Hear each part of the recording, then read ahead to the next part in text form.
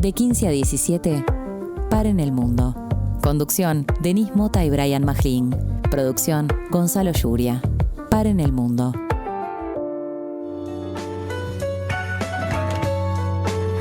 Muy buenas tardes, estamos a viernes, casi nos sorprenden acá en chistes con la gente. Este viernes 10 de julio en Paren el Mundo, mi queridísimo Brian, muy buenas tardes. ¿Cómo va?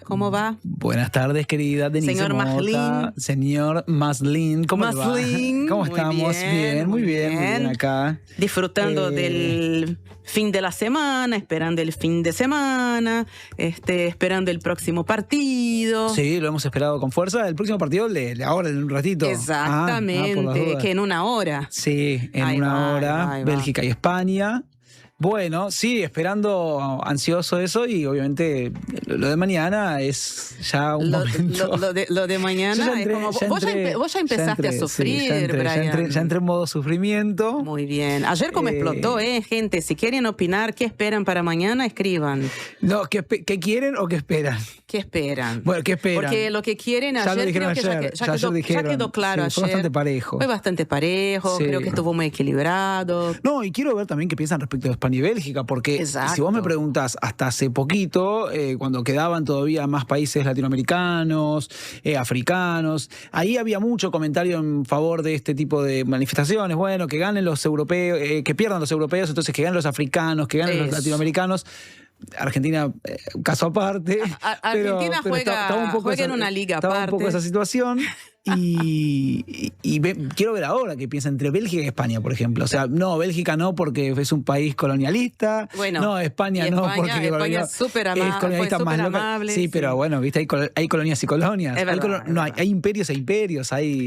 Bueno, igual a nosotros, digamos que España nos toca de forma más dolorosa, ¿no? Más de cerca. 100%. Pero bueno, viste que hay recuerdos sobre Bélgica. Sí, que son muy fuertes. Sí, Leopoldo y etcétera. Uno trata igual de separar, ¿no? Lo que es el fútbol de esa historia, por lo menos en líneas generales, pero después saltamos, yo digo eso y después estoy como, no, jugamos contra Inglaterra y estoy cantando y estoy feliz y estoy festejando contra los piratas, le digo, es muy difícil. Sí, coherencia y fútbol no suelen combinarse de forma muy armónica. Pero ¿verdad? todavía nos queda una tarde más de hablar un poco, aunque sea, de política internacional. Exactamente, porque el mundo sigue girando y también siguen trabajando. Ahí están muy acá acompañándonos y muy atentos nuestro querido equipo integrado por Alejandro Correa, operador de radio, Joaquín González, operador de video, Francisco Musso en asistencia técnica y producción, nuestro queridito productor Gonzalo Yuria. Y mientras hablo, quiero transparentar, porque Alejandro Correa dice que yo lo tiro, que yo lo mando, pero Brian, decilo vos. No, pero yo no iba, o sea, me retó, me rezongó por la cucaracha, pero yo no iba a decir nada. Bueno, me rezongó, tiene razón, estaba haciendo muchos ruidos, me dijo. Bueno, pero estamos terminando. Sí. Mirá, y estornuda. O sea, esa tos que se escuchó de Alejandro Correa, claro, quiero que lo sepan. A ver, ¿quién hace más ruido acá, Ale? A ver. Bueno, gracias a todo el equipo, los queremos mucho, gracias a ti, Denise Mota. Y muchas gracias. Vamos a tener una jornada donde, si bien vamos a arrancar, por supuesto, con las noticias y con lo que está ocurriendo en términos de actualidad más acuciante, pero después nos vamos a meter y vamos a frenar, a cumplir un poco esa consigna que teníamos, ¿no? Esa idea de frenar el mundo, de pararlo un poquito, para poder subirnos. Y para eso vamos a tener unas charlas un poco más extensas sobre temas que quizás se abordaron en algún momento más con urgencia, con novedad, con actualidad, con algo que pasó puntual. Y ahora, más allá de obviamente actualizar lo que esté pasando de último momento en esas charlas, vamos a poder pensarlas un poco más en extenso y tomarnos ese tiempo que siempre queremos y no siempre podemos. Exactamente. Así que pueden ir ya, si quieren, si así les gusta, ir escribiéndonos al 099-891-888. Agradecemos al equipo multimedia integrado por Diana Di Candia, Joaquín Fernández, Sebastián Cerveñansky y Facundo Verdún. Y si te parece, mi queridísimo Brian, vamos entrando entonces con tranquilidad en este viernes y las 5 noticias internacionales más importantes del día. 5, 4, 3, 2, 1. Las 5 del día. Bueno, al menos 12 personas fallecieron en el incendio forestal declarado el jueves en el municipio de Los Gallardos, en la provincia de Almería, según confirmó el presidente de la Junta de Andalucía, Juan Manuel Moreno, quien decretó 3 días de luto oficial en la comunidad. A la cifra de fallecidos se suman 23 personas que continúan sin localizar y 8 heridos, 4 de ellos de gravedad. Según informó el diario El País de Madrid, los fallecidos, de los que se sospecha que son extranjeros, trataron de salir de la zona por una ruta distinta a la de evacuación y se vieron sorprendidos por las llamas. Tremendo, ¿no? Lo que el verano va dejando también en Europa. Sí, venimos hablando poquito, pero digamos, comentando las noticias respecto a la ola de calor en Europa de estos últimos días, estas últimas semanas ya, largas semanas, con miles de muertos en toda Europa, con cientos de fallecidos en el caso de España, llegan casi a 500 fallecidos por la ola de calor, y en este caso el incendio forestal y un incendio obviamente en medio de esa ola de calor, claro, más grave de las últimas décadas, que se cobra la vida de estas 12 personas. Y bueno, sí, por supuesto, escalofriante, ¿no? Pensar que se da este tipo de manifestaciones o de situaciones en medio de cuestiones climáticas. Ahí y que va. a veces se atienden y a veces no se atienden. A veces no se atiende. Bueno, vamos a Venezuela, ¿no? Por hablar también en situaciones preocupantes, desastrosas, porque la Organización Panamericana de la Salud, la OPS, advirtió sobre el aumento de los riesgos sanitarios que existen en Venezuela después de los 2 terremotos que azotaron principalmente la costa del país el mes pasado. La OPS detalló la agudización de carencias en la atención médica adecuada, las condiciones de sobrepoblación en refugios y la falta de acceso a agua potable. En las próximas semanas, los mayores riesgos para la salud podrían derivarse no solo de las lesiones causadas por los terremotos, sino también de las interrupciones en los servicios de salud, el hacinamiento, las deficiencias en el agua y el saneamiento y la reducción del acceso a vacunas y atención médica de rutina.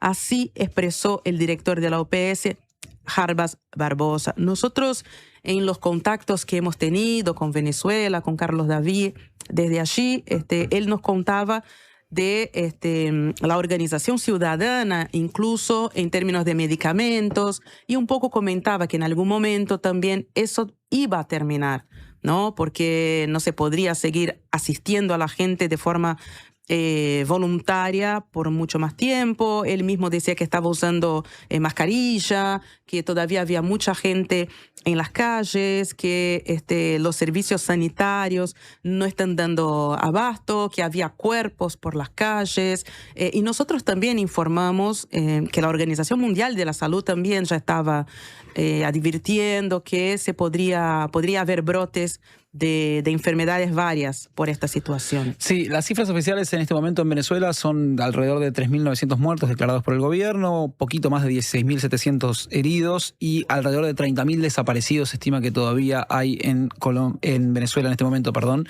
Alrededor de eso empiezan a aparecer cada vez más manifestaciones públicas y hacia afuera, y también descontentos que ahora se reflejan en una encuesta que publicó hoy Atlas Intel por la gestión que está llevando adelante el gobierno en relación a cómo llevar adelante la situación después del terremoto. La encuesta que publica hoy Atlas Intel habla de que 2/3 ya de la población venezolana reprueban la gestión del gobierno de Delcy Rodríguez tras el terremoto. En el sentido de lo que están diciendo. Sí, estamos hablando de un 66% de las personas. Alto. Y la desaprobación de Delcy Rodríguez, que estaba cercana al 55% aproximadamente, escaló al 63% en la última encuesta. Estamos hablando, insisto, de Atlas Intel. Hemos hablado mucho de esta encuestadora, hemos hablado de los aciertos que ha tenido en encuestas electorales, en particular alrededor de Latinoamérica, del mundo también, pero específicamente de Latinoamérica en los últimos tiempos. Hablamos con uno de sus... con Andrei Román. Uno de sus directivos la semana pasada. Sí.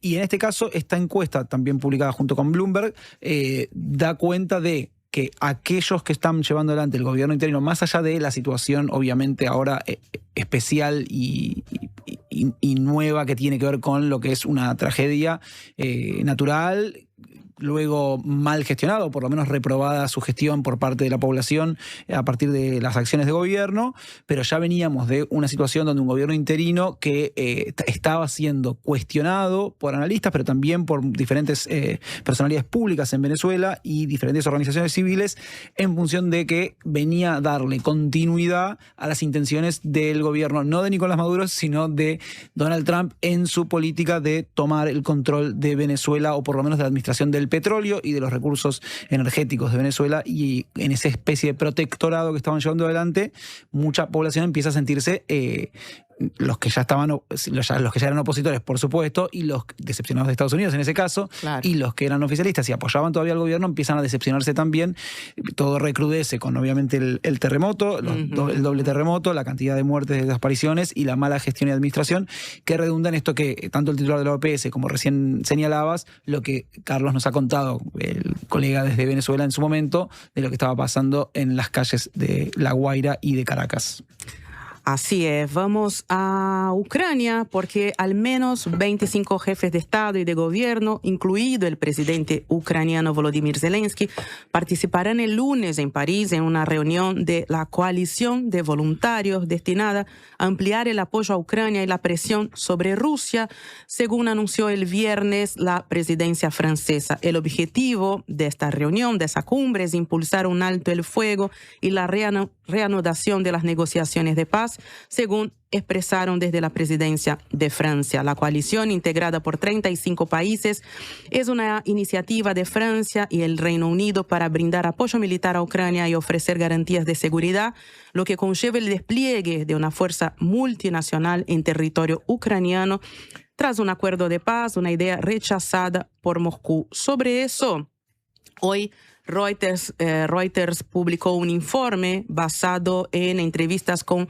3 fuentes cercanas a Putin, al presidente ruso Vladimir Putin, que dicen que el mandatario va a escalar aún más los ataques en Ucrania en los próximos meses y que no va a empezar negociaciones hasta no dominar completamente el Donbass, que es esa región en el este de Ucrania. En la nota publicada por Reuters, estas personas, que probablemente son funcionarios del Kremlin, porque la nota decía personas que hablan todos los días con Putin, estas fuentes dicen que hay una alta probabilidad de escalada aún más grande del conflicto después de que Ucrania atacó con drones a puertos y refinerías rusos, ataques que nosotros noticiamos y que estamos acompañando. Ahora, el tema es que al inicio de esta semana Trump había dicho que la paz en Ucrania estaba más cerca. De hecho, también en la cumbre de la OTAN, con Zelensky al lado, dijo que había ideas para acercarse a la paz. Zelensky le hizo coro, dijo que sí. Y hoy,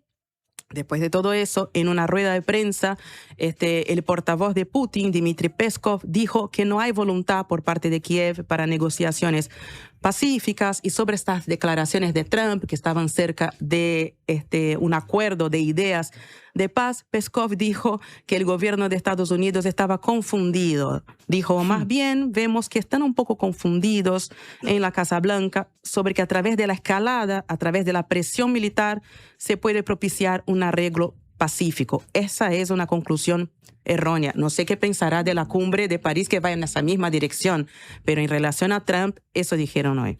Sí, en esta cumbre, que además se va a producir un día antes de la fiesta nacional francesa, que se desarrollará como cada año en la Avenida de los Campos Elíseos en París, que tendrá la presencia principalmente de estos mandatarios, incluso que van a estar ahí asistiendo, salvo Meloni, que dijo que no va a ir, pero el resto va a estar ahí, va a estar Zelensky, por supuesto. Está harta Meloni. Yo creo que no quiere saber más nada, pero bueno, va a estar, es probable, va a estar Zelensky, va a estar entonces también obviamente junto con Macron, Friedrich Merz, va a estar Pedro Sánchez. Bueno, y en ese marco, Zelensky dio algunas declaraciones en relación a lo que espera de esta cumbre, y él lo que espera básicamente es sacar más apoyo militar por parte de los diferentes mandatarios, así como ya logró que Trump le conceda los misiles Patriot y la posibilidad incluso de no solo la instalación de los norteamericanos, sino la posibilidad de fabricarlos dentro de Ucrania, y también anunció que espera ciertos misiles por parte de otros aliados de la OTAN, en el sentido de los aliados europeos. Indicó que esperaban esfuerzos extra y verá qué puede sacar de esta conversación, justamente para claramente presionar sobre Rusia y poder de alguna manera estar en mejores condiciones para una eventual negociación y conversación de paz futura. Muy bien, volvemos a Medio Oriente y a Trump, porque el presidente de Estados Unidos, qué raro, ¿no?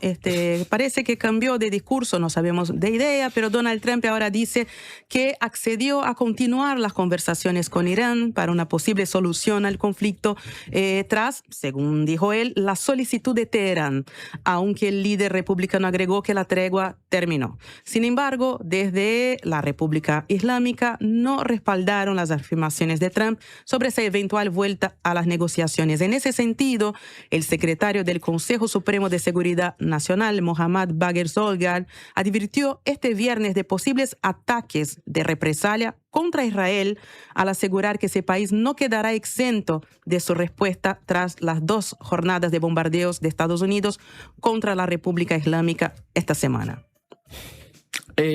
Bueno, los 2 focos de conflicto continúan, porque después el Líbano dice que Estados Unidos supervisará la retirada israelí del sur del país. El embajador de Estados Unidos en el Líbano anunció al presidente libanés Joseph Aoun la inminente llegada de una delegación estadounidense que supervisará el inicio de la retirada israelí de zonas piloto en el sur del país. Esto que veníamos hablando, la idea de que hubiera una especie de transición o de acompañamiento de las Fuerzas Armadas norteamericanas a las Fuerzas Armadas libanesas para que se retiraran las Fuerzas de Defensa de Israel de la zona de estas zonas piloto que van a experimentar, a ver si pueden controlar la zona y desarmar a Hezbollah. Este acuerdo marco firmado el 26 de junio en Washington contempla la retirada israelí en una parte del sur del Líbano y el despliegue del ejército libanés en la región para desarmar, como decíamos, al grupo pro-iraní. El gobierno de Beirut exige la retirada del ejército israelí antes de participar en una nueva ronda de negociaciones prevista para los días 15 y 16 de julio en Roma, según informa la AFP.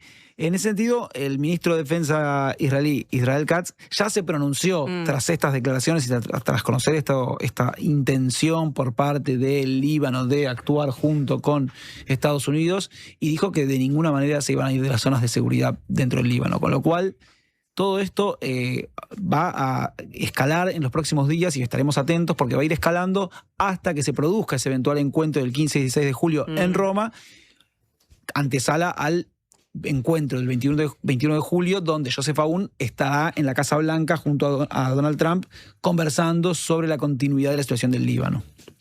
Estaremos atentos y estemos atentos también a lo que viene. Lo que viene. Después de la pausa vamos a hablar con la politóloga colombiana Sandra Borda, quien nos va a explicar en qué está el proceso de transición, el empalme, como se le llama en Colombia, luego de que esta semana el presidente electo, Abelardo de la Espriella, ordenara detener el proceso en medio de acusaciones cruzadas con el presidente Gustavo Petro. Más adelante, acá en Para en el Mundo, vamos a hablar con el historiador argentino Homer Freixas, especializado en temas africanos, con quien vamos a hablar detenidamente, con calma, sobre la guerra en curso en Sudán. Ya venimos.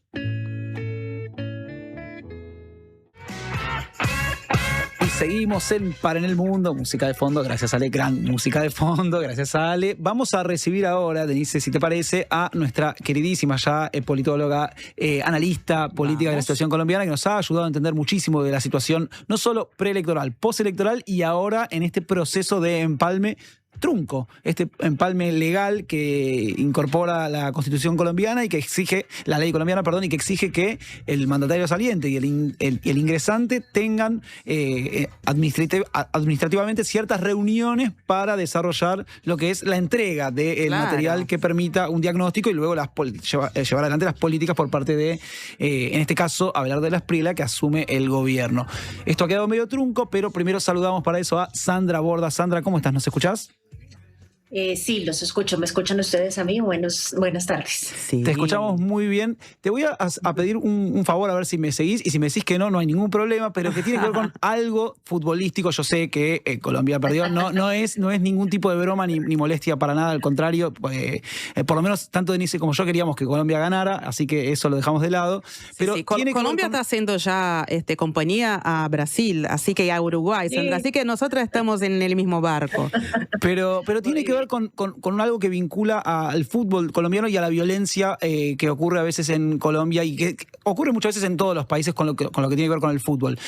Supimos por estas horas de las amenazas que sufrió Jamilton Campas, un jugador de la selección de Colombia que decidió, o no pudo regresar a su país y se quedó en los Estados Unidos. Luego supongo que volverá a Argentina, donde juega al fútbol. Luego de errar un gol casi sobre la hora en el partido contra Suiza, en algo que le valió amenazas contra su vida y contra su familia incluso, y que recuerda un poco a lo que ocurrió en el año, quizás malamente, no lo sé, pero a lo que pasó con Andrés Escobar en el año 94, en el Mundial de Estados Unidos también.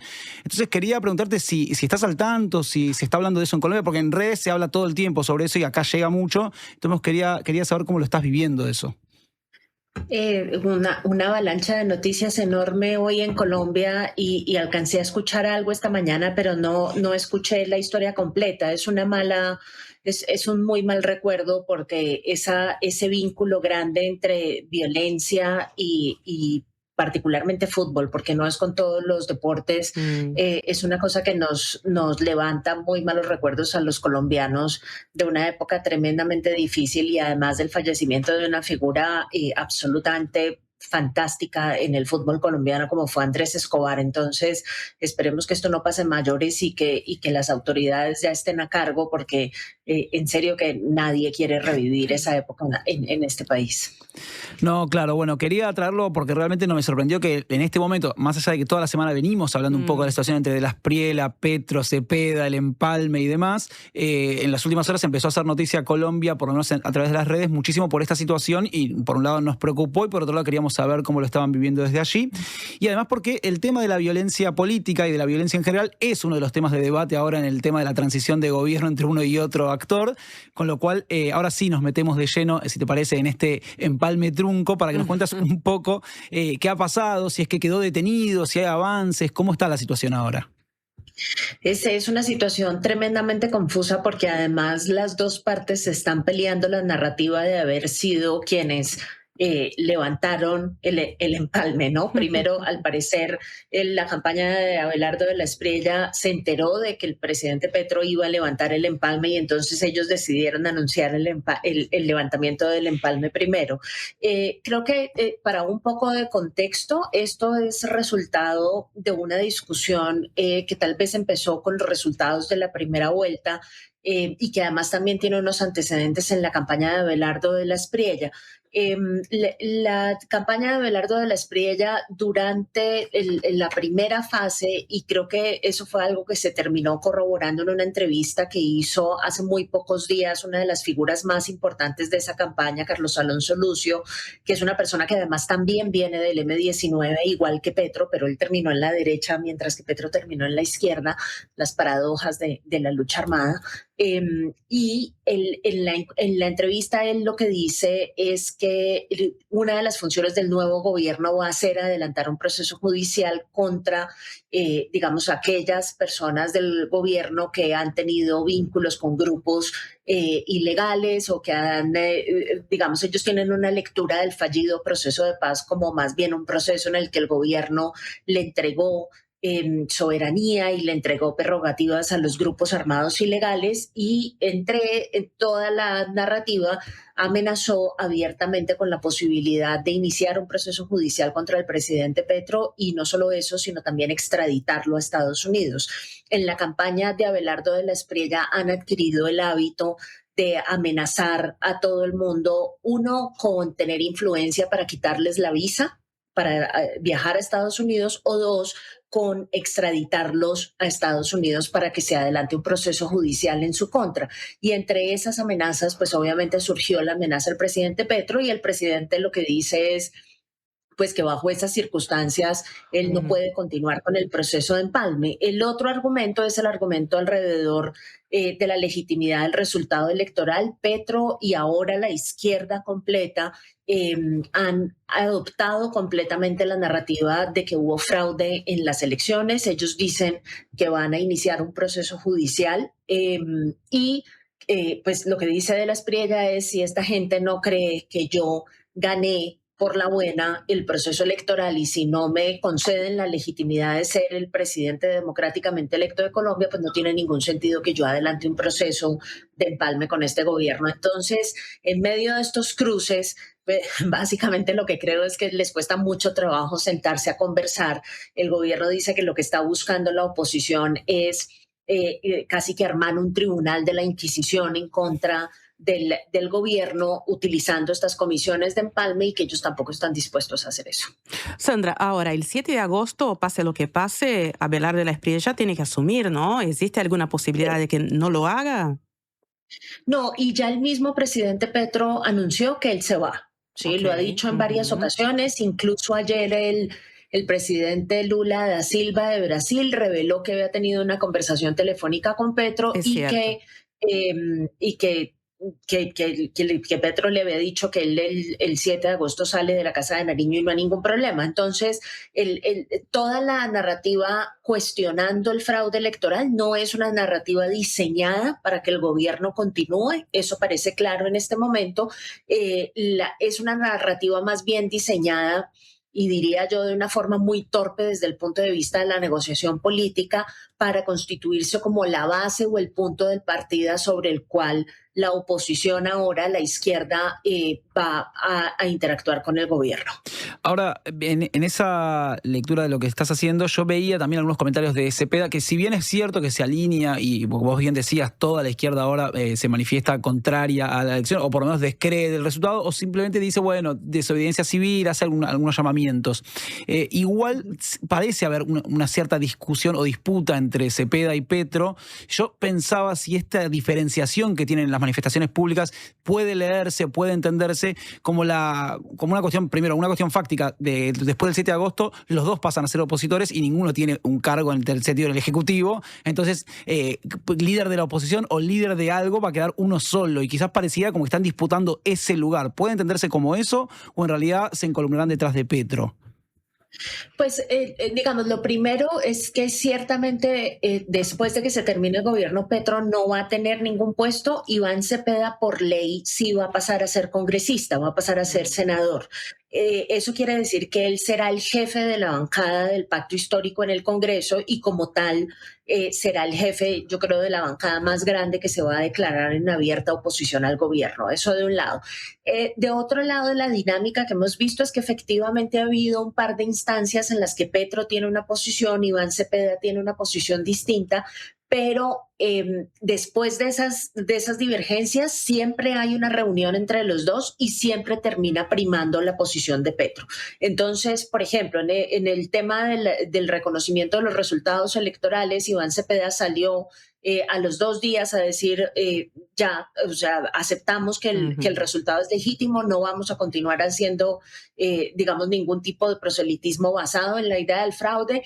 Petro continuó, después se reunieron los dos en la Casa de Nariño, e Iván Cepeda y toda la bancada del Pacto Histórico salió a decir: estamos con el presidente, vamos a seguir la narrativa de fraude y vamos a llevar esto a las autoridades judiciales. Entonces, la sensación que yo tengo es que obviamente esas conversaciones no son conversaciones públicas, pero creo que es claro que la persona que se ha encargado de construir la base electoral del petrismo y del Pacto Histórico es Gustavo Petro, y nadie más tiene la suficiente fuerza electoral para disputarle ese lugar. Entonces, y si ustedes se fijan, las listas al Congreso del Pacto Histórico han sido todas listas cerradas. En esas listas no hay nadie que tenga fuerza electoral independiente de la del propio presidente. Entonces, es una figura tremendamente poderosa al interior de esa bancada, y al interior de esa bancada parece no haber absolutamente nadie en condiciones de disputarle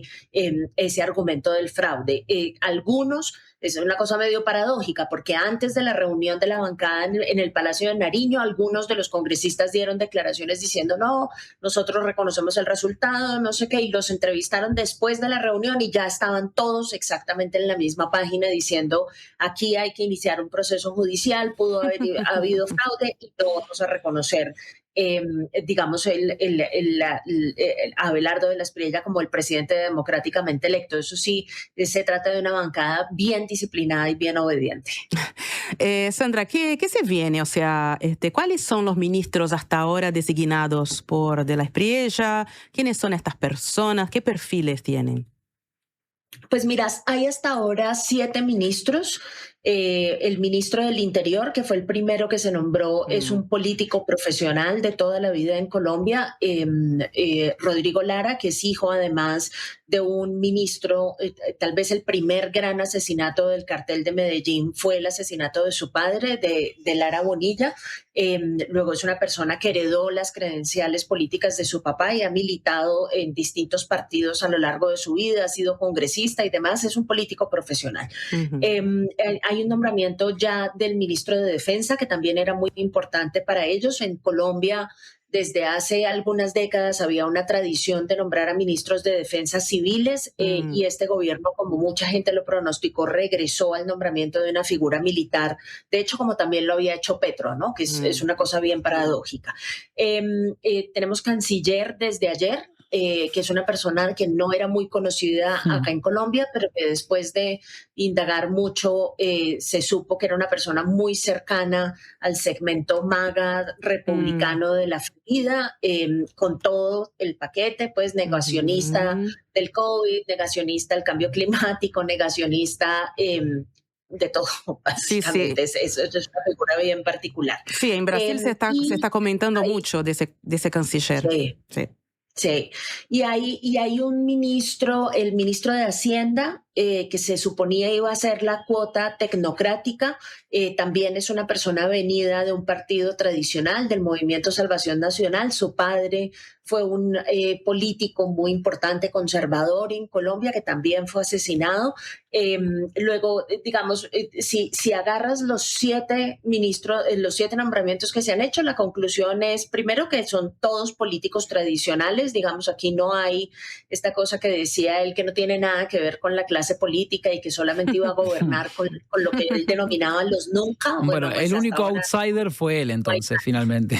Sí, exactamente. Que eso siempre pasa con estos personajes, ¿no?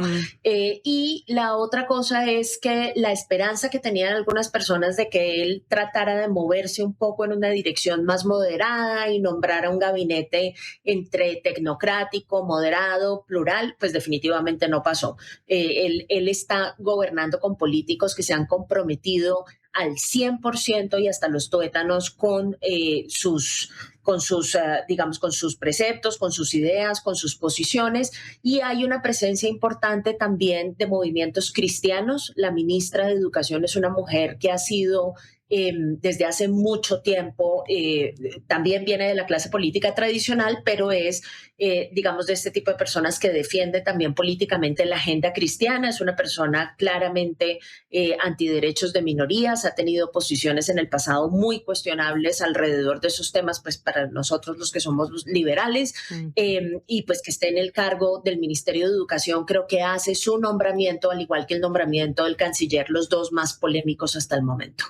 Específicamente sobre el nombramiento del canciller, porque, a ver, yo también estuve revisando, como decía Denise, si en Brasil se habló mucho, en Uruguay también, en Argentina, en todos lados se está hablando mucho de este nombramiento, porque además de su adscripción a MAGA y a todos estos sectores y al negacionismo en muchos aspectos, es una persona que viene igual, es un diplomático de carrera, que viene de 20 años de trabajar en la ONU precisamente, en programas de alimentos, de asistencia en zonas de conflicto, entonces no pareciera ser a priori, si uno pensara el tipo de persona que dice va a ser un negacionista. ¿Se sabe un poco, digamos, por qué se lo elige? Y además él habló, incluso dio una declaración muy polémica, si no entiendo mal, en Colombia también lo fue, donde habló prácticamente de sumirse a la política de lo que quiera hacer Estados Unidos. ¿Es así? Así es.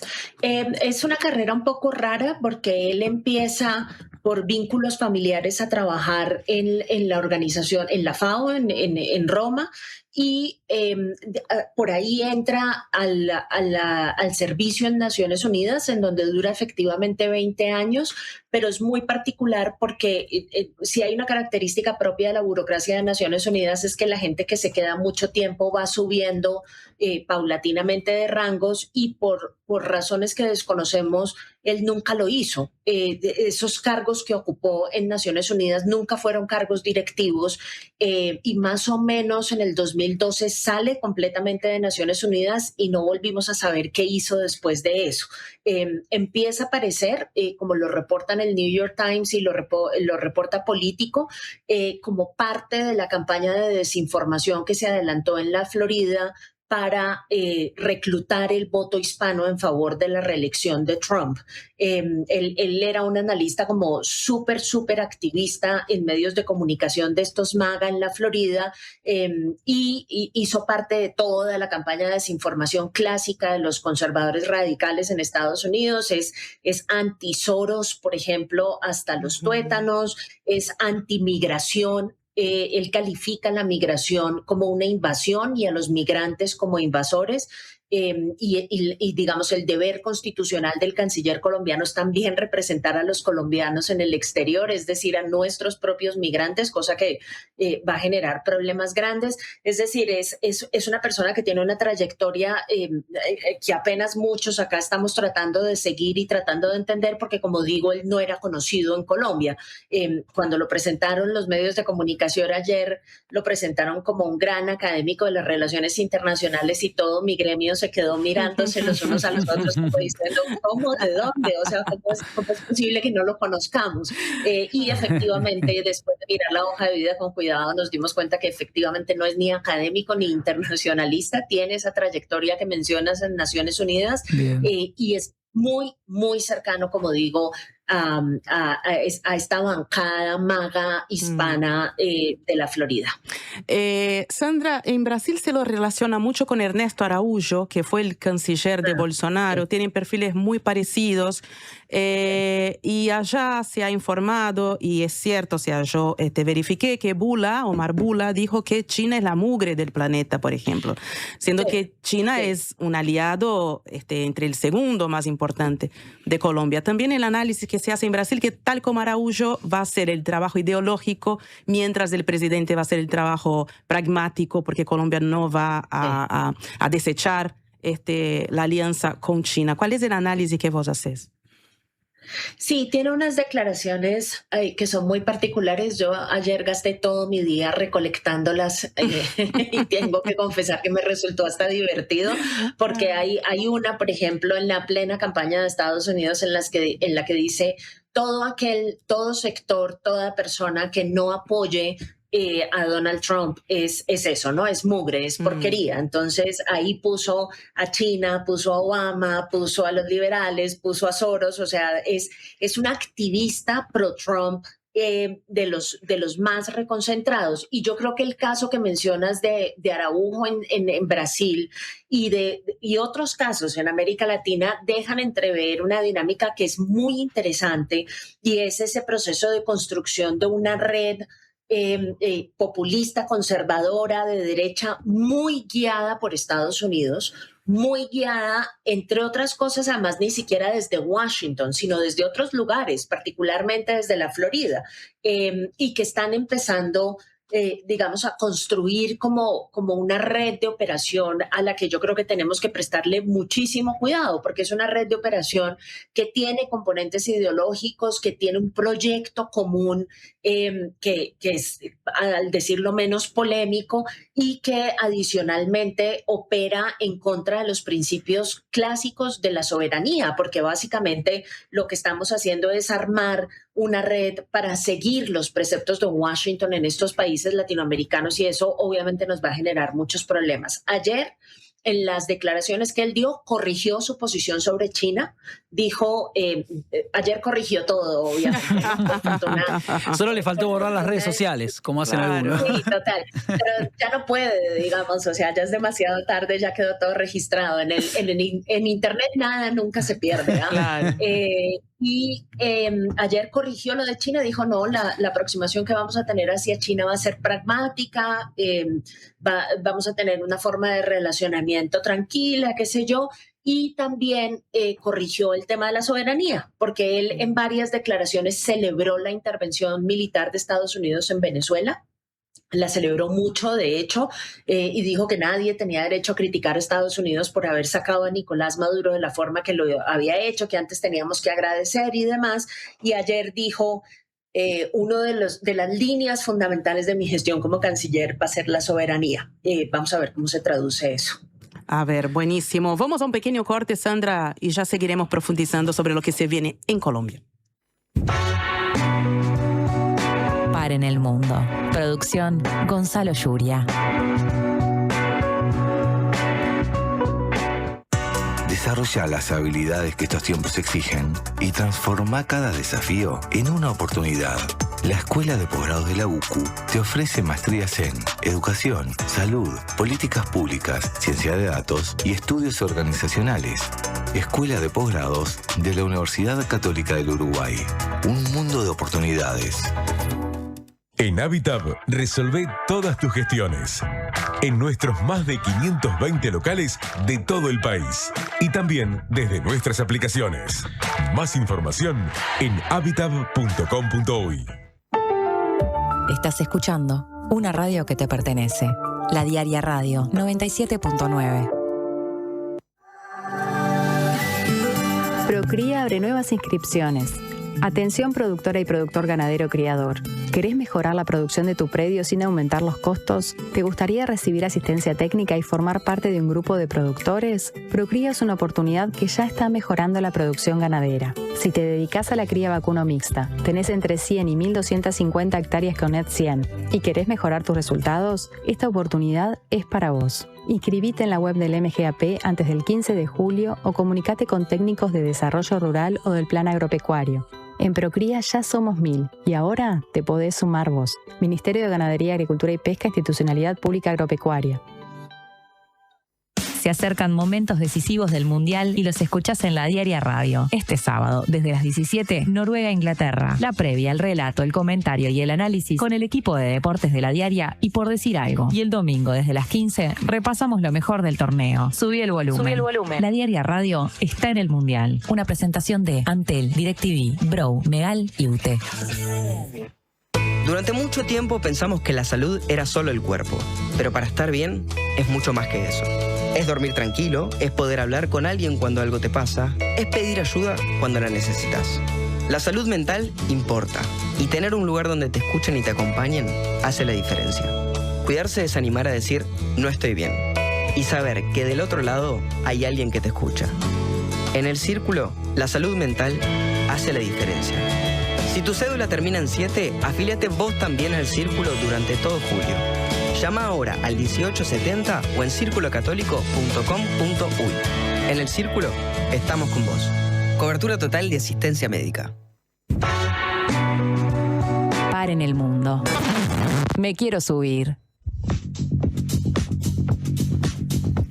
Seguimos en Para en el Mundo en diálogo con nuestra politóloga y especialista en relaciones internacionales de confianza desde Colombia, que es Sandra Borda, a quien le vamos a preguntar ahora, Sandra, si nos escuchás, por algunas manifestaciones simbólicas y no tanto probablemente de la Espriela en relación a lo militar, digamos. Por un lado, en su mensaje, en su alocución, donde acusó de golpismo a Petro, a Cepeda y a todo el pacto histórico, donde pidió a las Fuerzas Armadas que se comprometieran a garantizar la democracia y el proceso de transición en Colombia, donde saludó con una venia militar al final también, que también fue muy llamativa, a nosotros por lo menos nos llamó mucho la atención y lo destacamos, y a la vez un gesto quizás simbólico, quizás no, nos contarás vos un poco a ver qué significa para Colombia, que es que va a hacer su acto de asunción en una base militar precisamente y no en casa de gobierno, con lo cual hay también ahí una diferenciación de otros actores. ¿Cómo se entiende toda esta cercanía con lo militar o esta actitud? Si es una cuestión simbólica, si puede tener después un correlato en su gobierno, ¿cómo lo ven? Sí, yo creo que, digamos, si hay algo en lo que se parece el gobierno o se va a parecer el gobierno de la Espriella a lo que fue, digamos, la época de la seguridad democrática con Álvaro Uribe, es que usualmente este movimiento hacia la mano dura y hacia, digamos, una aproximación mucho más militarista para lidiar con el conflicto armado siempre está acompañada de toda esta de todo este despliegue de simbología en favor de las Fuerzas Armadas, que se constituye también como en una forma de decir, nosotros tenemos claro que estamos de este lado, ¿no? Como para mandar el mensaje de la ambigüedad, según ellos, en la que estaba el gobierno anterior. En esa época de Álvaro Uribe, por ejemplo, al igual que lo que está sucediendo hoy, hubo toda una todo un uso permanente de la gente de toda esta simbología. Se pusieron de moda en Colombia las manillas que representaban la bandera del país.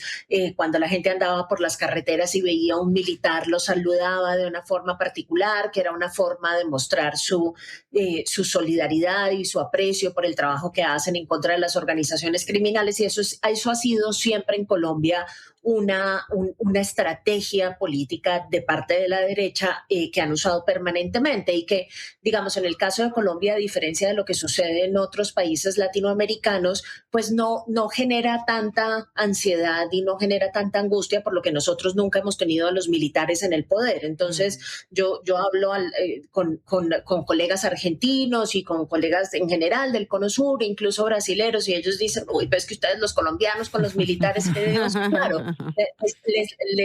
tenemos menos paranoia porque nunca han desempeñado funciones de carácter civil. Entonces, digamos, tenemos un poco más de grados de libertad para manejar ese tipo de simbologías.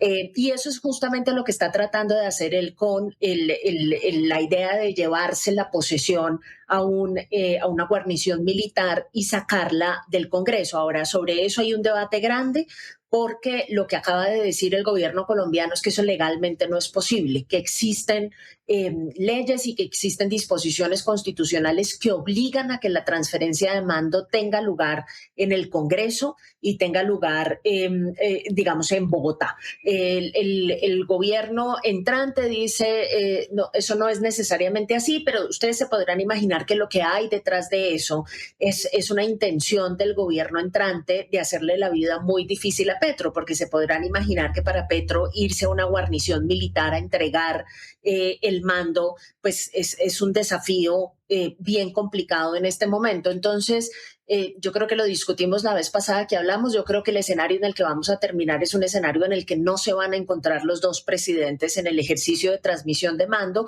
que es un escenario, digo yo, un poco preocupante desde el punto de vista también simbólico, porque ese momento de la entrega de mando es el momento crucial en el que una democracia demuestra que está en condiciones de hacer alternabilidad.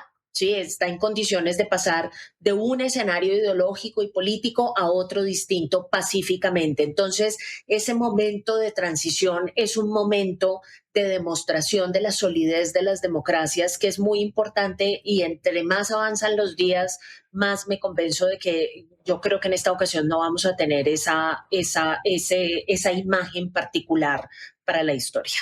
Ahora, desde los mandos militares, ¿cómo se ve ese intento de la Espriella? ¿Lo ven con simpatía? ¿Eso aumenta de alguna forma la simpatía de los militares hacia de la Espriella? Pensando mucho con la cabeza de argentinos y brasileños, que sí hemos tenido gobiernos militares. Sí, yo creo que los militares en Colombia, independientemente de los esfuerzos del último gobierno por transformarlos política e ideológicamente, los militares en Colombia en general, y a pesar de que no participan en política, yo creo que no hay ningún problema en decir que ideológicamente son de derecha. ¿Sí?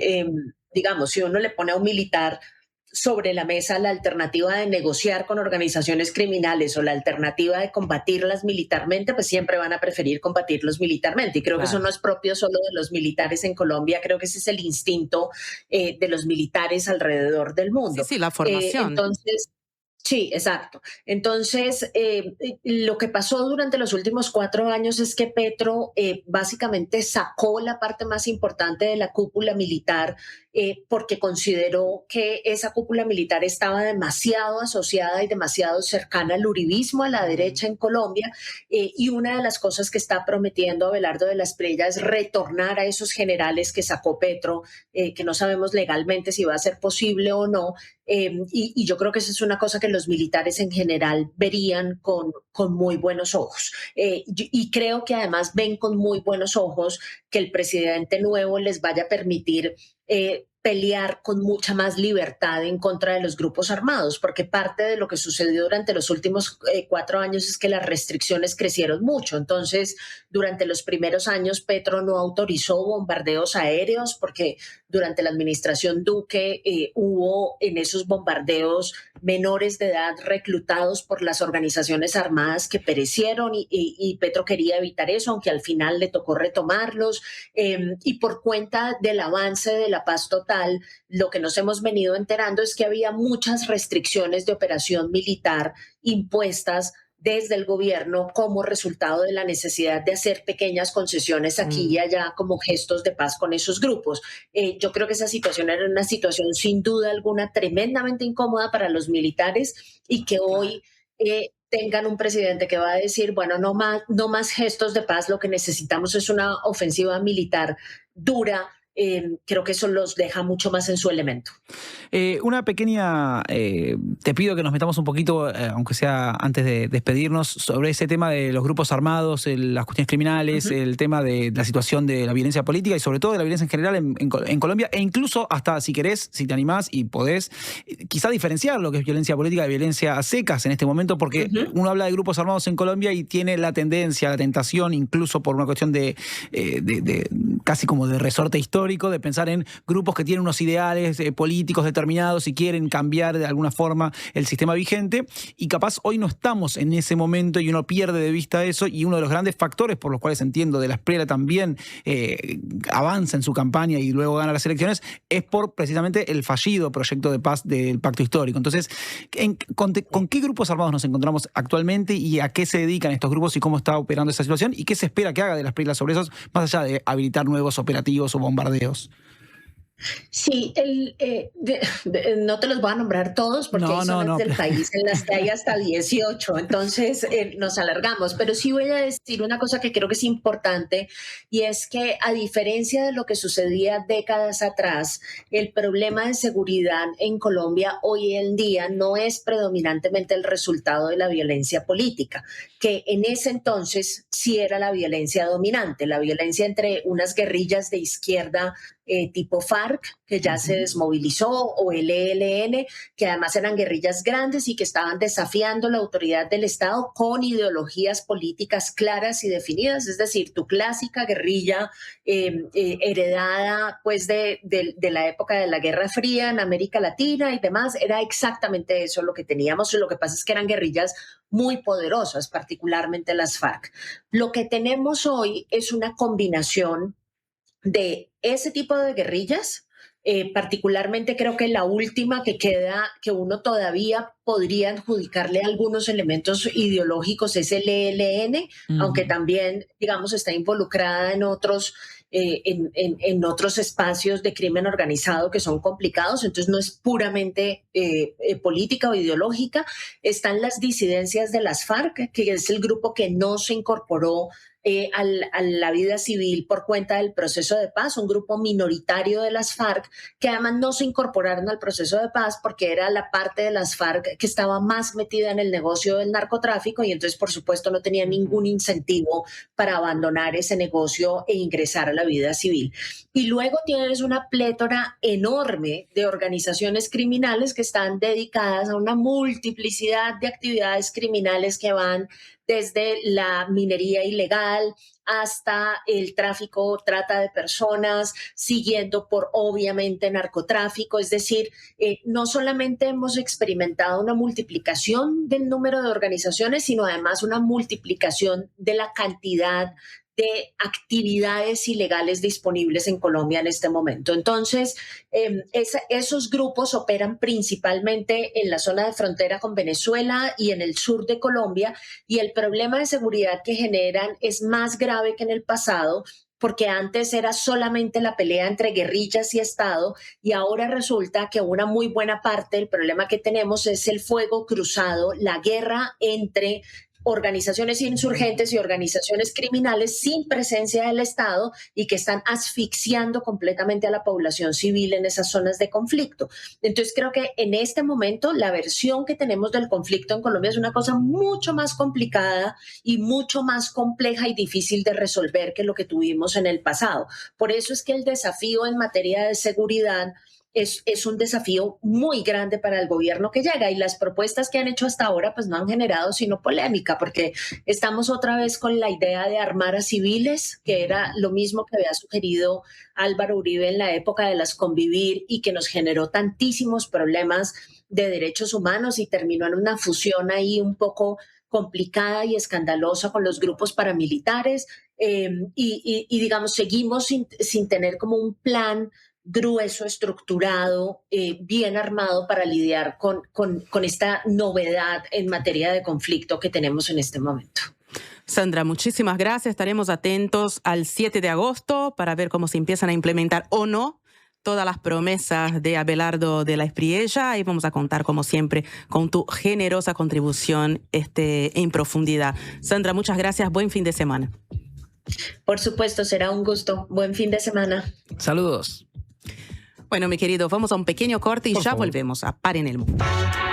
Par en el Mundo. Puesta al aire, Alejandro Correa y Joaquín González. Asistencia de producción, Francisco Muso. Que no te dé lo mismo a quién llamar cuando te quedas sin gas. En Megal trabajamos incansablemente para innovar en productos y procesos que hagan nuestros envases más seguros y confiables. Acordate de Megal cuando necesites recargar tu garrafa, ya sea la clásica de 13 kilos o la garrafa liviana que solo Megal te ofrece. Llámanos al 19220 o ingresá a megal.com.uy. Megal, innovamos con energía. Última oportunidad para ponerse al día con la contribución inmobiliaria en Canelones. Hasta el 30 de octubre, accedes a convenios sin multas ni recargos y hasta en 60 cuotas. Informate por el 1828 o a través de imcanelones.gov.uy. Nunca fue tan fácil ponerte al día. No pierdas esta última chance. Canelones, avanza con la gente. Redes y vías de contacto. Comunicate al 099-891-888. Mail radio@ladiaria.com.uy. Tenemos una buena noticia. Si tu cédula termina en 7, podés afiliarte a Médica Uruguaya a través de FONASA. Elegir Médica Uruguaya es optar por un sistema de salud que evoluciona con tecnología y un equipo médico de primer nivel comprometido con la salud de los uruguayos. La salud que avanza es uruguaya. Médica Uruguaya. Por más información, comunicate al 2487-4950. Campaña de bien público en el marco del artículo 50 de la Ley 20.383. Tener hijos e hijas que van a clase es como ir a clase de nuevo. Nos levantamos temprano, desayunamos a las apuradas para no llegar tarde. Corremos el bondi, con frío, con lluvia, con sueño. Hacemos los deberes de noche. Estudiamos para los escritos. Preparamos la maqueta. Marchamos en matemáticas, pero salvamos geografía. Actuamos de prócer, de china, de árbol. Estamos el primer día y en el último también. Cada día de clase aprenden, comparten, crecen y sueñan. Tu esfuerzo vale la pena para que digan presente. No faltar a clase hoy es una oportunidad para mañana. Es un mensaje de Presidencia de la República, ANEP, UNICEF, Ministerio de Educación y Cultura y Ceibal. Par en el Mundo. Me quiero subir.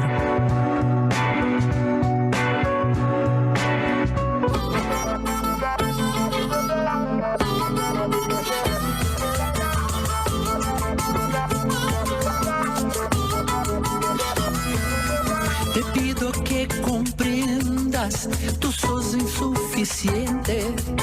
Hay penas que hacen daño, hay penas que son prendas.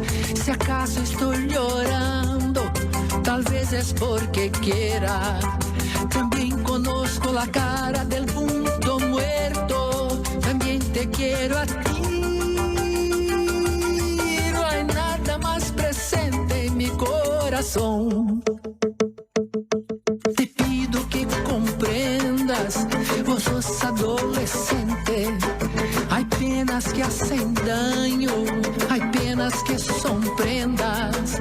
Si acaso estoy llorando, tal vez veces porque quiera. También conozco la cara del punto muerto, también te quiero a ti. No hay nada más presente en mi corazón.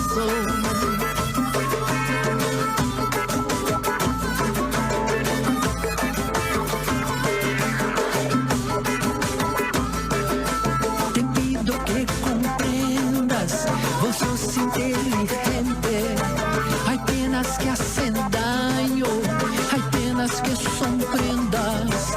Si acaso estoy llorando, tal vez es porque quiera. También conozco la cara del punto muerto, también te quiero a ti.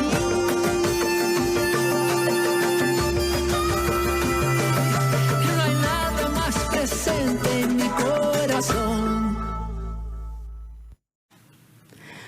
Bueno, se viene un disco de homenaje a Fernando Cabrera, un disco que reúne a 19 artistas de varios países, y el puntapié de este trabajo es justo lo que estábamos escuchando, un tema, un corte que llega a las plataformas digitales, y esa versión de Punto Muerto en la voz inconfundible de Ney Matogrosso. Ese disco se va a llamar Cabrera en mí y refleja la influencia del músico, del cantante, del compositor, de este poeta uruguayo sumamente conocido afuera de fronteras.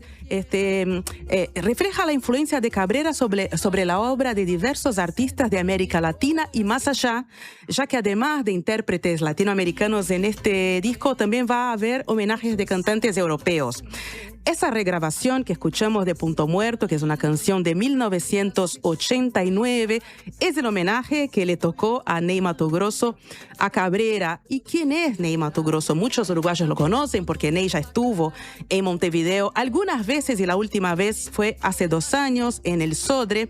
Ney Matogrosso es el guardián de la autenticidad y de la libertad creativa de Brasil, y tal vez, pero seguramente es el más inclasificable de los artistas brasileños, y ahí ya hay sin duda un punto de contacto con la obra de Cabrera. En la obra y la vida de Ney Matogrosso, hoy en plena actividad, en plena vitalidad, es un señor de 80 años, se unen una dedicación integral y una entrega absoluta a un proyecto ético y estético del que él no habla mucho, pero que sí se revela cuando Ney Matogrosso ocupa el escenario. Es un proyecto de afirmación de una aparente extravagancia, ¿no? Los que lo ven por primera vez a veces se sorprenden, pero es una extravagancia que en realidad plantea la liberación de la mirada para que podamos ver mejor. En primer lugar, para poder ver mejor a nosotros mismos, que siempre es muy importante, sí, claro. Y después sí, para liberar los juicios que tenemos sobre los demás. Yo veo que Ney hace de las apariencias un espejo al revés, en donde el extrañamiento y no la identificación es lo que nos revela a nosotros mismos. Y el reconocimiento a su obra, Ney Matogrosso es un artista que viene creciendo mucho en popularidad y en reconocimiento a lo largo de sus 5 décadas de trayectoria. Es también un reconocimiento a la consistencia de un artista que defendió con belleza y bravura su derecho a vivir y dejar vivir en todas las etapas de su vida. Un hombre que ha tenido una vida muy dura, una infancia con un padre muy severo, hasta los inicios de su carrera artística, donde también tuvo que enfrentar la incomprensión de su planteo, de su mirada, de su arte, incluso por parte de colegas que decidieron seguir caminos menos riesgosos con tal de mantenerse en el negocio de la música. Así que Cabrera en mí empieza muy bien, empieza con esa versión que nos llega en la voz de Ney Matogrosso. El Ney bueno. El Ney. Y los otros 18 artistas invitados aún son un misterio, pero Paren el Mundo pudo averiguar que Drexler es otro de ellos. No hay nada más presente en mi corazón.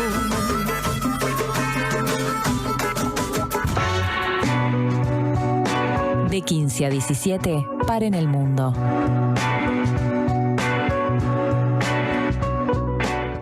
Desde hace 30 años, el Centro de Capacitación de Fundación Itaú forma profesionales que aportan valor a la sociedad uruguaya en el campo de la cultura. Comenzá a formarte en agosto en Gestión de la Producción Artística, una capacitación a distancia, intensiva, ágil y práctica que te permitirá proyectar tu futuro laboral en las industrias culturales. Próximo comienzo, 6 de agosto.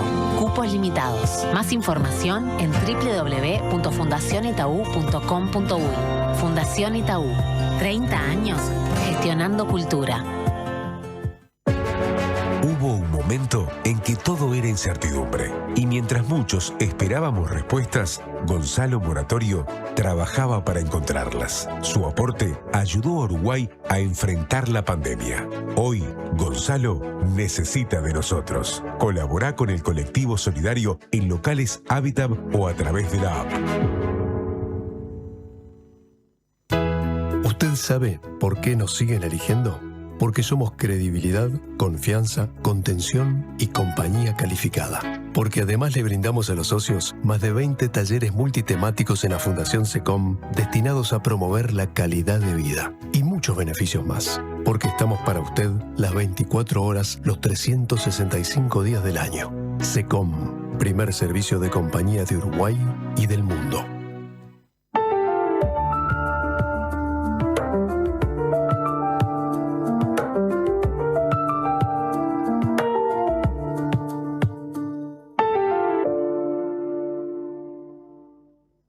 La salud visual es un derecho. En Óptica Guzmán te ofrecemos precios populares y productos de calidad. Tenemos descuentos para afiliados a todos los sindicatos. Seguinos en Guzmán Óptica. Visítanos en Colonia 1457 bis, casi Barrio Zamorín, en la parada del ómnibus. Óptica Guzmán. Vení a ver. No somos muchos, no somos pocos, pero estamos todos locos. No somos muchos, no somos pocos, pero estamos todos locos. Llega el Mundial, nos volvemos todos locos. Todos los partidos, la mayor cobertura y más de 1000 horas en vivo. Mira todo el Mundial por T-Sports, en DirecTV y Tigo. Suscríbete ahora llamando al 0800-3555. Este año viajá por Uruguay de punta a punta con Red Pagos. Participá y ganá una escapada para 2 personas, todo incluido. Desde Artigas hasta Montevideo. Vos elegís el destino. Registrate en ganalestamacerca.com.uy y suma chances pagando en locales de Red Pagos o en Mi Red Pagos. Red Pagos, más cerca. Ver bases y condiciones en ganalestamacerca.com.uy. Paren el mundo. Me quiero subir. Ahora recibimos en Paren el Mundo al historiador especializado en África, Omer Freisa, quien desde Buenos Aires nos va a contar detalles de la guerra interna que se está librando en Sudán, un conflicto bélico que comenzó en abril de 2023 y que está generando la crisis humanitaria más grande del planeta en la actualidad, con miles de muertos y millones de desplazados. Omer, ¿cómo estás? Buenas tardes. Gracias por la invitación. Muchas gracias a vos, Omer. ¿Nos escuchás bien? Sí. Bien, bien. Bueno, Omer, hoy decíamos a la audiencia que siempre estamos mencionando, informando el conflicto en Sudán, pero nos da la impresión que siempre lo tratamos con demasiada rapidez y hoy nos dedicamos a bajar un poco y tratar de entender desde el inicio. Entonces, para empezar, quisiéramos pedirte un breve recuento, un breve repaso de cómo empezó esta guerra interna en el país y qué está en disputa. Bueno, siempre me retrotraigo para intentar entender la génesis de la guerra civil. En realidad, siempre digo que guerra civil es una forma light de llamarla, una forma incompleta de denominar este conflicto tan grave. Todo esto empieza, se incuba a la caída de la dictadura de Omar al-Bashir, que gobierna con un puño de hierro y una dictadura islamista Sudán entre 1989 y 2019. A fines de 2019 o fines de 2018 hay un proceso de protesta popular ubicada la razón en el tema de la carestía, el tema del pan, el aumento del costo de vida, que propende a una crisis generalizada que se le va de control al aparato militar que él manejaba. Y esto en abril, una sublevación del ejército provoca el golpe de Estado que lo derroca. De ahí se reacomodan las facciones parece haber entendimiento hacia una salida, transición a un gobierno civil, pero este proceso se trunca con otro golpe en octubre de 2021, cuando es derrocado el primer ministro. A partir de ahí surge un nuevo acomodamiento de las fuerzas militares, que ahí sí entramos en el 2023 casi en la génesis del conflicto que ya pasó la Sudán hace 3 años, que una facción del ejército paramilitar, la Fuerza de Acción Rápida, no se quieren, no consensúan o no acuerdan los términos de aceptación, de incorporación definitiva al ejército de línea. Entonces, a partir de ahí, el 15 de abril, que se dan los primeros choques entre el ejército de línea, que está respaldado por el gobierno oficial, que es el general Al-Burhan, chocan con esta fuerza paramilitar, que son las fuerzas de acción rápida, y de ahí entramos en una etapa de guerra civil, que en realidad al principio es una ajuste de cuenta castrense, un conflicto intermilitar, pero en realidad esto no queda acá porque el primer genocidio del siglo XXI es Darfur.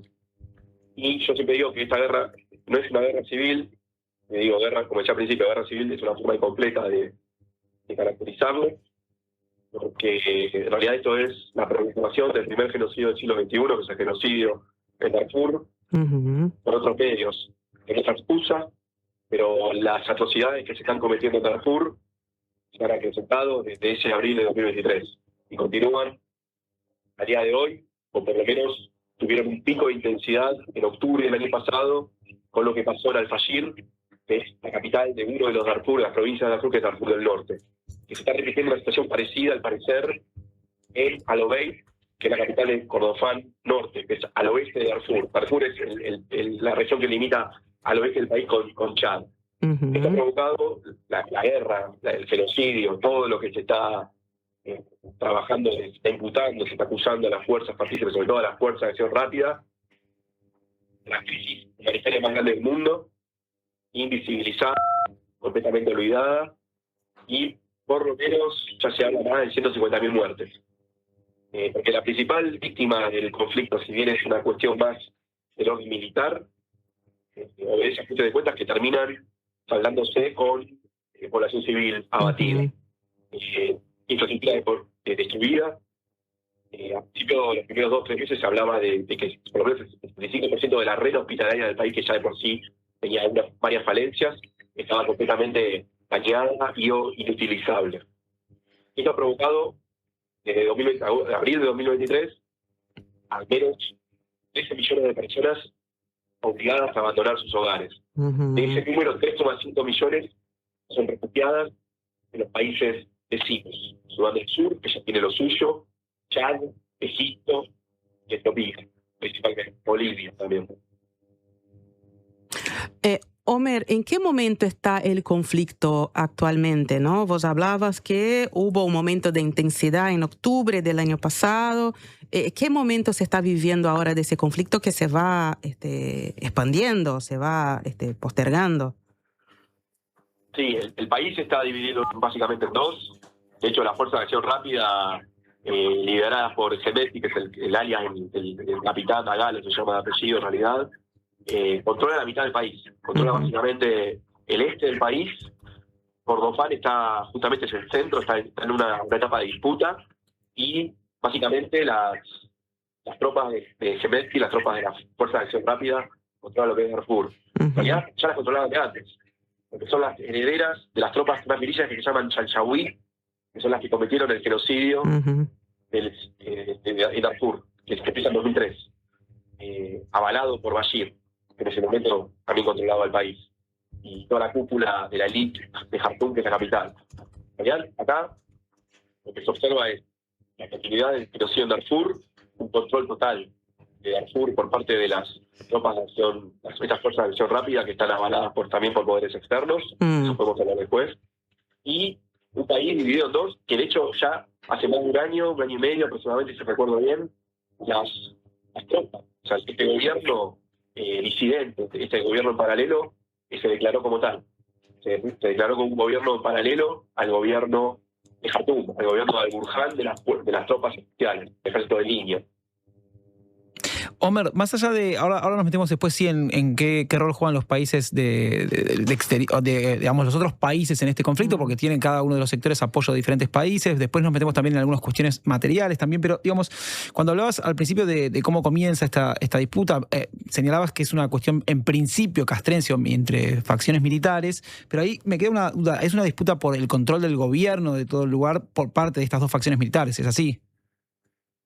Sí, es así, pero los conflictos no solamente son unicausales, con lo cual ahí tenés también el tema económico, que las fuerzas de acción rápida están usufructuando el oro de Darfur, que ya lo viene haciendo hace rato. Sudán es rico en oro, sí. Tiene petróleo, más que nada tiene el control del petróleo que viene del Sudán del Sur, los oleoductos. Entonces luego ahí hay una cuestión con el oro darfurí, que ahí está el apoyo de Estados Unidos que está siendo denunciado en estos momentos.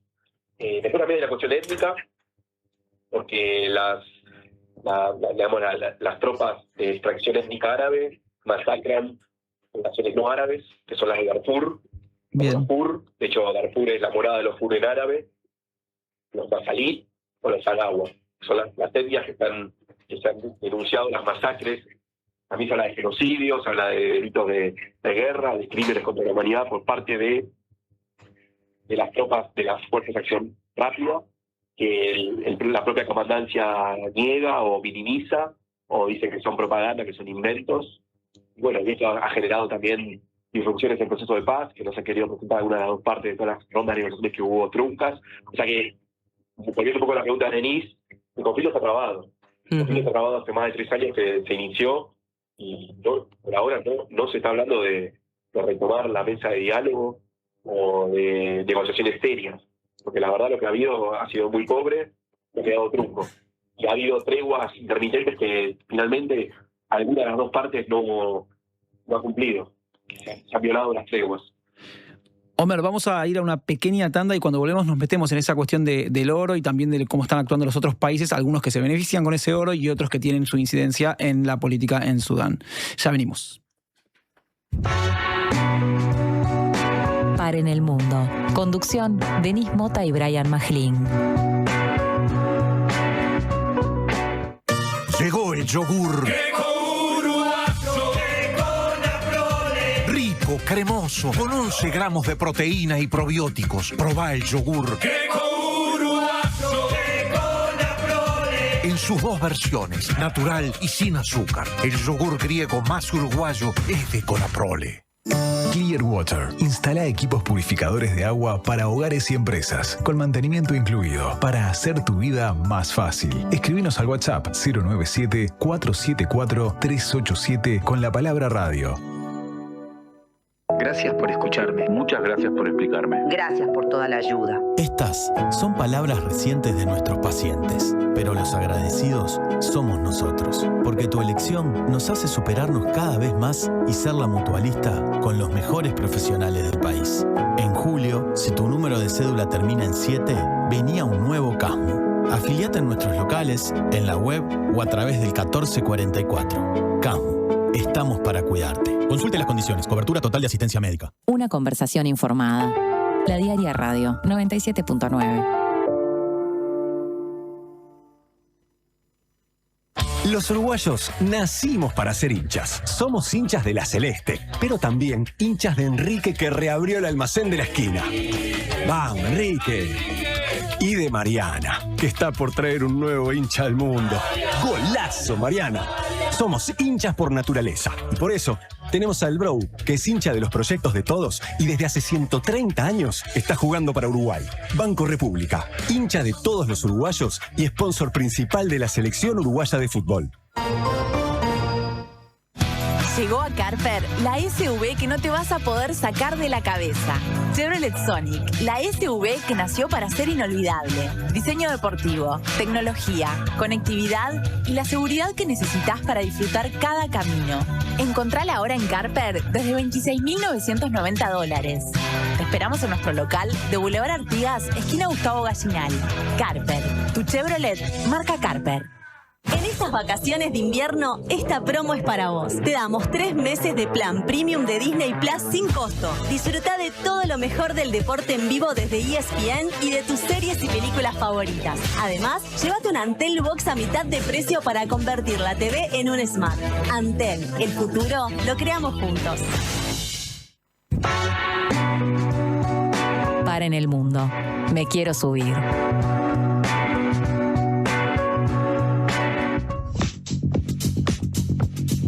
Volvemos a Par en el Mundo. Estamos en comunicación con Omer Freisa, historiador especializado en temas africanos. Estamos hoy deteniéndonos un poco en el conflicto interno de Sudán, que Omer dice que no es una guerra civil, es más bien un genocidio que está sin avances, sin muestras de que pueda avanzar, solucionarse o por lo menos mejorar. Omer, antes del corte estábamos hablando, Brian te decía que queremos profundizar un poco en el rol que tiene el oro y el petróleo de Sudán, que vos comentaste en tu primera intervención. ¿Qué rol cumplen estas dos materias primas? Así como decía que el conflicto tiene varias aristas, no es solamente una cuestión de un ajuste de cuenta, una lucha absoluta por el poder dentro de la cúpula militar, y que también hay consideraciones étnicas, también hay factores económicos. Bueno, uno es el aprovechamiento del oro de Darfurí, que al momento lo controlan claramente la Fuerza de Acción Rápida, esta facción paramilitar que no acordó con el ejército. Y este oro viene en ganancia de los Emiratos Árabes Unidos, que es el actor principal, tal vez que es el respaldo fundamental que tiene la Fuerza de Acción Rápida. Esto ha sido denunciado, pero bueno, la Fuerza de Acción Rápida lo desmiente y el gobierno, Abu Dhabi lo niega, lo minimiza. Después también el petróleo. De todas formas, la producción, todo lo que es transporte y producción petrolera está bastante diezmado por el conflicto. Estaría en un segundo plano. Creo que es más la cuestión del oro. También hay un cuarto factor que es más geoestratégico, es la cuestión de la salida al Mar Rojo. Sudán, ese país olvidado, está ubicado en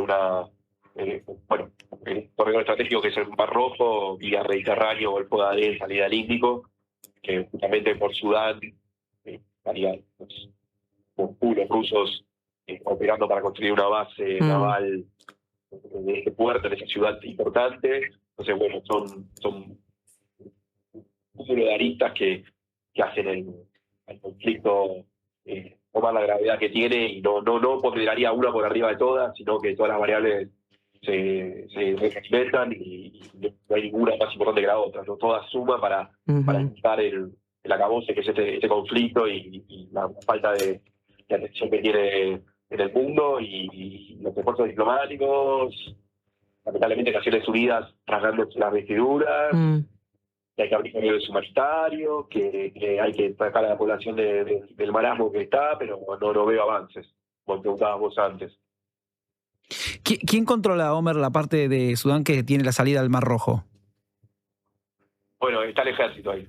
Ahí sí. Estaría más el gobierno oficial, pero esta situación igual puede cambiar. De hecho, hace menos de un año, más o menos un año, Jartum estaba en pleno contienda, en pleno litigio para ver quién la ocupaba, y finalmente después de haberla ocupado los rebeldes, digamos, la Fuerza de Acción Rápida, finalmente la terminó ocupando, la terminó reconquistando el ejército de línea, el gobierno oficial, pero con un alto costo humano, la discusión de infraestructura. Soy historiador, vi cómo quedó el Museo Histórico de Jartum, quedó arruinado, quedó completamente destruido, hubo vandalismo, se robaron obras de arte, pasó de todo. Y bueno, y agrego a esto el costo humanitario. Además de lo que decía, la cantidad de gente que tuvo que huir de su hogar, de sudaneses que perdieron todo, también hay por lo menos 25 millones de personas de una población de alrededor de 50 que están muriéndose hambre literalmente, que están sufriendo niveles de nutrición, de hambruna aguda. Eso también es importante, y ahí está como la principal vértebra columna vertebral de la presentación humanitaria que suele enunciarse sobre la crisis en sí, que bueno, respaldar a esta población que la está pasando muy mal y que se está muriendo de hambre. Claro, hay niños fallecieron, según UNICEF y demás estadísticas que son accesibles. Es la mitad del país, entendimos bien, Homer. 25 de 50, ¿es eso? Así es gravísimo. O sea, hay una progresión de aumento de la población bajo niveles de nutrición crecientes, severo, agudo, hay toda una calificación ahí, pero sí, alrededor de la mitad de la población a duras penas está alimentándose. Prácticamente ahí está la cuestión fundamental de la crisis humanitaria que se vive, que suma la cantidad de gente desplazada. Recién mencionabas, aunque desde Emiratos Árabes Unidos no lo reconocen, que el gobierno emiratí tiene injerencia y apoya a las fuerzas de acción rápida y tiene su ejercicio ahí, digamos, su lucro con el oro sudanés. Ahí tengo una consulta. ¿Qué otros actores internacionales tienen injerencia o están participando de alguna manera de este conflicto o qué apoyos tiene el ejército sudanés oficial? El ejército sudanés tiene el apoyo egipcio.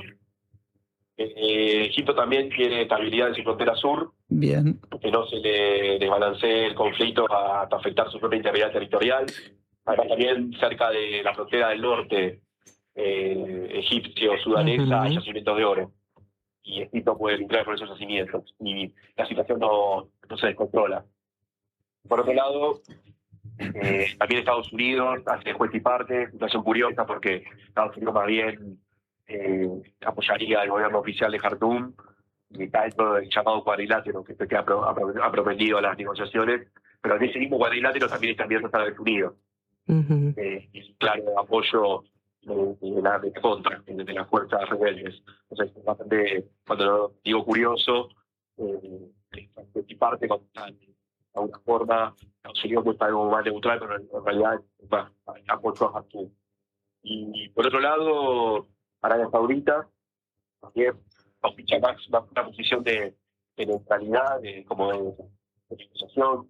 De hecho, está en el famoso cuadrilátero que proponía las negociaciones que justo fueron elegidas en Arabia Saudita, que fueron varias rondas que fracasaron en 2024-2025 y no se han retomado ese proceso. Después también hubo otras conferencias en Europa, hubo una conferencia de donantes en Londres, en Inglaterra, etc.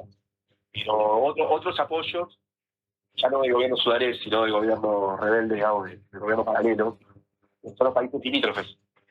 Han tenido, por ejemplo, siempre un historial de conflicto con Sudán, como Etiopía, digamos, su gran rival regional, además de Egipto, o Chad.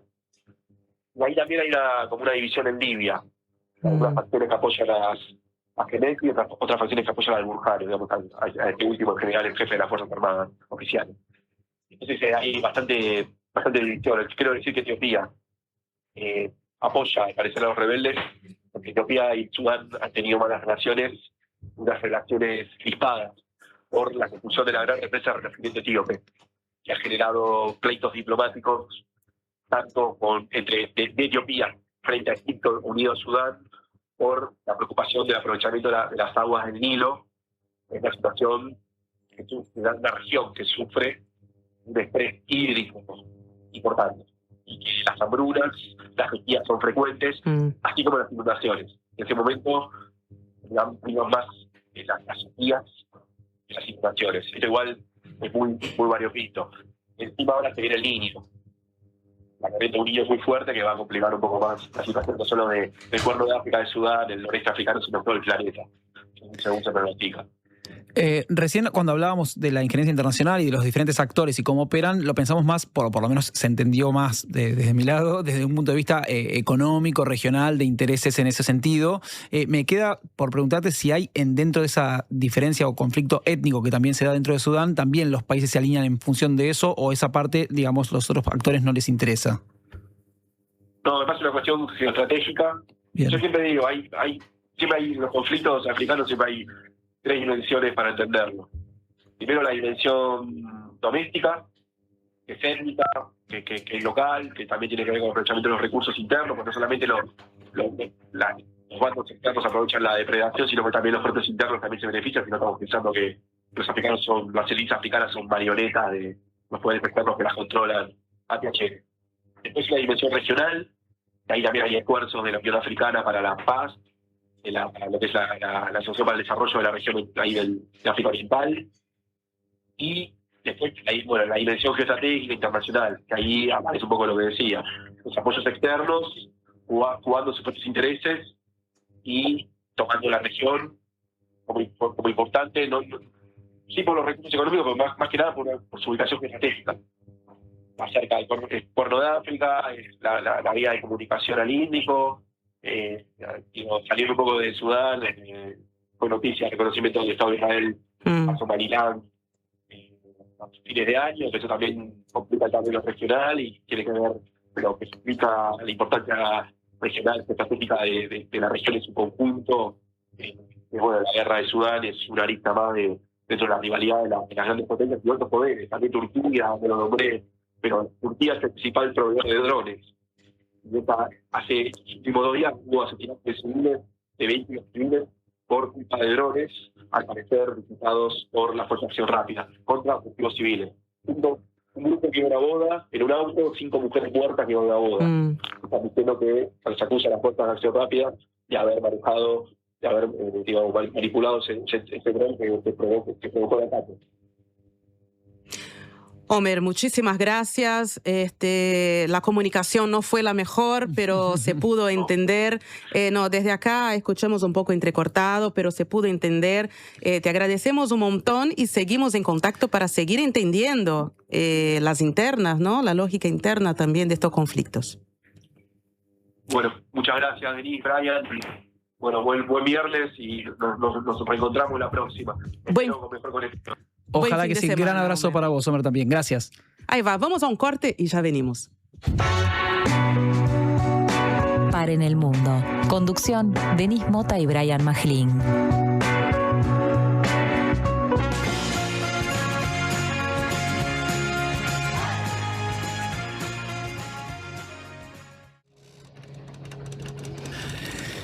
Seguimos en Paren el Mundo cerrando este viernes, cerrando la semana. En cualquier momento le damos clic y continúa el mundo. La gente está viendo, yo sé que muchos de ustedes están viendo en este momento los últimos minutos de ese primer tiempo entre España y Bélgica, concentrados en eso. Está 1-1 el partido. Yo solamente les voy a decir eso para que nos puedan seguir escuchando nosotros. No se preocupen, sigue 1-1, se van al entretiempo, después seguimos viéndolo, no hay ningún problema. Pero también se van a quedar escuchando la Diaria Radio, por supuesto. Exacto. Ya Alejandro Ferreiro, que se vienen minutos. Quiero hacer como una especie de breve raconto porque a mí me sirvió mucho lo que la charla. Es cierto que se escuchaba mal y también por eso quiero hacer como una especie de breve raconto de lo que charlamos recién con Omer, porque me parece que fue muy ilustrativo y muy interesante poder comprender. Primero, ubicar a Sudán en el mapa. En ese sentido, él nos lo posicionaba, digamos, en la costa del Mar Rojo, muy limitando a un lado hacia el norte de Sudán con Egipto, con Chad en el este, con Eritrea en el oeste y demás, al revés, perdón, el este y oeste, y después en el sur tiene Sudán del Sur y tiene también la diferencia con Etiopía ahí, y él marcaba ahí todos los posicionamientos y cada uno de los actores cómo involucraba. Me pareció muy interesante poder entender y destacar cómo los 3 elementos entran en el factor de cómo esta guerra se desata en 2023. Por un lado, por supuesto, la cuestión militar y esa disputa interna entre unas fuerzas de acción rápida que son un ejército rebelde, unas fuerzas militares que no están reconocidas como fuerzas oficiales dentro del país, sino que se oponen al ejército tradicional del gobierno de Darfur, que lleva adelante, digamos, el gobierno de Jartum, que tiene que controlar, digamos, la situación en el país. Y esa disputa militar a la vez tiene 2 otras disputas que son muy cruciales para entender un poco la situación allí adentro, que tiene que ver, por un lado, con el conflicto étnico que él señalaba, sobre todo entre árabes y población árabe y población no árabe, entre el norte y el sur, pero a la vez también un tercer factor que es determinante, sobre todo de los apoyos y la injerencia de gobiernos del exterior, que tiene que ver con la cuestión económica, es decir, la explotación, sobre todo, aunque tradicionalmente el petróleo de Sudán, específicamente ahora del oro en particular, del cual se beneficia sobre todo la economía de Emiratos Árabes Unidos. Y ahí él señalaba, si bien se está denunciado a nivel internacional y muchos actores y analistas advierten la presencia o la injerencia de los Emiratos Árabes Unidos mediante esta Fuerza de Acción Rápida o apoyando esta Fuerza de Acción Rápida, ni la Fuerza de Acción Rápida ni el gobierno emiratí reconocen esto oficialmente. De hecho, nos contaba que él decía, no decía irónicamente, pero sí decía, en cierta medida le llamaba la atención, cómo eran partícipes los Emiratos Árabes Unidos con Estados Unidos, Arabia Saudita, esos actores, de esta conversación para lograr destrabar la situación en la región, que efectivamente, te decía, está empantanada. Así es.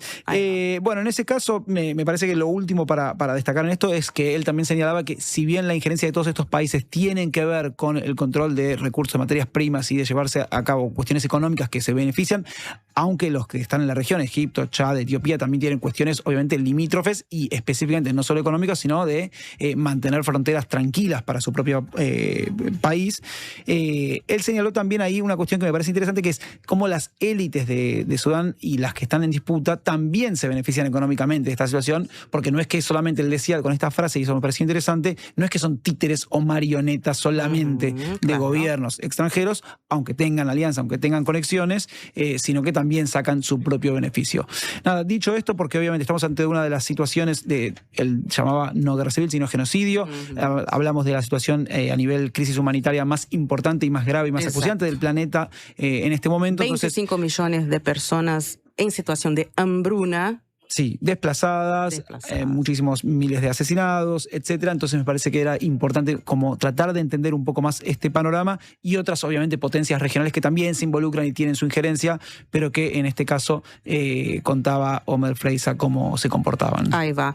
Terminamos para En el Mundo con una información de que el presidente de Argentina, Javier Milei, anunció hoy en una entrevista radial argentina que va a empezar una gira, ¿no? Una serie de viajes acá por la región y que va a incluir una visita a Brasil, ojo, al final de julio, el 25 de julio, cuando va a haber convenciones para confirmar la candidatura presidencial del hijo de Jair Bolsonaro. Hablamos de Flavio Bolsonaro.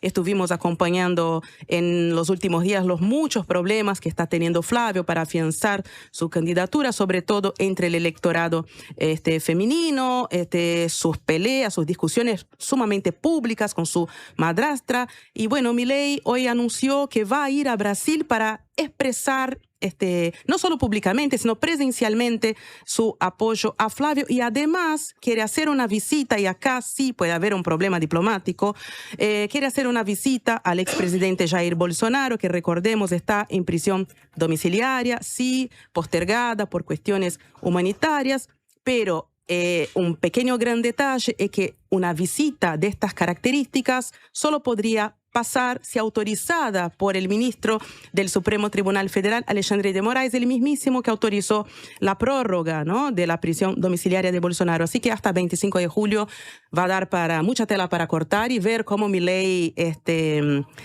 dice que la información sorprendió, la prensa brasileña dice que la información sorprendió el gobierno brasileño y la Cancillería de Brasil, que obviamente no fue avisada de esta visita, no a Lula, no al mandatario, no a su par, no a su homólogo, sino al contrincante del actual presidente brasileño, que es Flavio Bolsonaro. Bueno, el aprendizaje de todo esto es que si Donald Trump tiene injerencia externa en las elecciones de Latinoamérica y de algunos actores, o por ejemplo las de medio término el año pasado en Argentina, parece que Milei aprendió eso y también quiere tener injerencia y participar en las elecciones de otros países. Quiere ejercitar ese músculo. El riesgo de eso siempre sabemos es que si gana Lula eventualmente, las relaciones entre Milei y Lula tienen que continuar, con lo cual es un problema.